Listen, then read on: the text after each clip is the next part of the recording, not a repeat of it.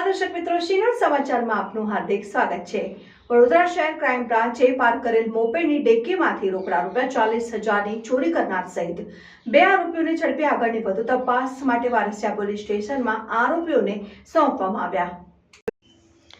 તાજેતરમાં વારસિયા પોલીસ સ્ટેશનમાં ચોરીનો અનડિટેક્ટ ગુનો નોંધાયેલ, જેમાં ફરિયાદે પોતાની Ola moped Harni Warasiya ring road SBI bank બહાર પાર્કિંગમાં મૂકેલી હતી। ત્યાંથી મોપેડની ડેકી ખોલી કોઈ અજાણ્યો ચોરીસમ અંદર રાખેલા રોકડા ₹40,000ની ચોરી કરી પલાયન થઈ ગયો હતો, જે અંગેનો ગુનો વારસિયા પોલીસ સ્ટેશનમાં નોંધાયો।